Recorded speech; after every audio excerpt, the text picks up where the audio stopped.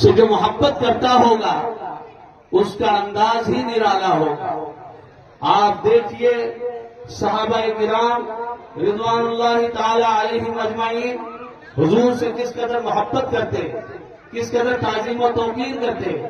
صحابہ کرام جب تک مصطفیٰ علیہ السلام کے چہرے کا دیدار نہیں کر لیتے اس وقت تک صحابہ کرام کو سکون نہیں آیا کرتا تھا۔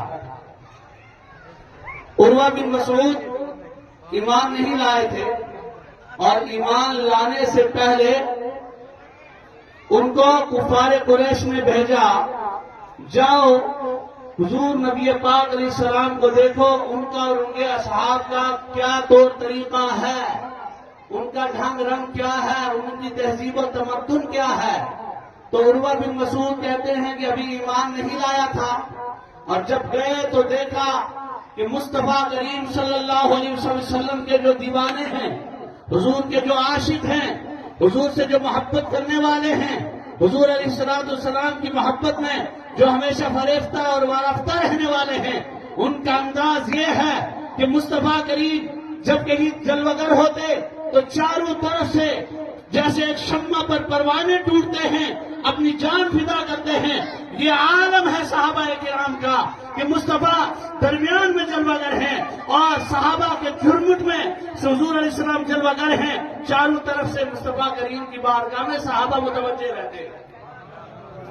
اور اگر کوئی حضور حکم دیتے کسی ایک کو تو ہر صحابی یہ چاہتا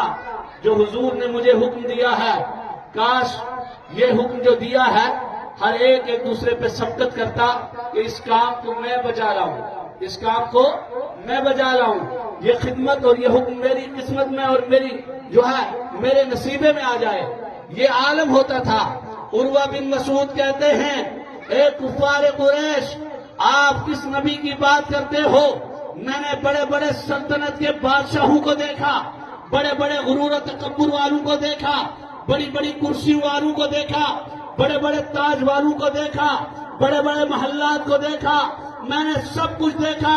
بڑے بڑے متکبر لوگوں کو دیکھا، لیکن میں نے ایک چیز پائی کہ محمد رسول اللہ صلی اللہ علیہ وسلم کے جو غلام حضور کی بارگاہ میں جو ادب اور جو احترام کرتے ہیں، نہ کسی بادشاہ کو دیکھا، نہ کسی کسی سلطان کو دیکھا، جو میں نے حضور کو دیکھا اور حضور کے غلاموں کو دیکھا۔ ان کی تعمیر، ان کی تعظیم و توقیر کا انداز اور محبت کا انداز نہ کوئی بیان کر سکتا ہے، وہ منفرد ہے۔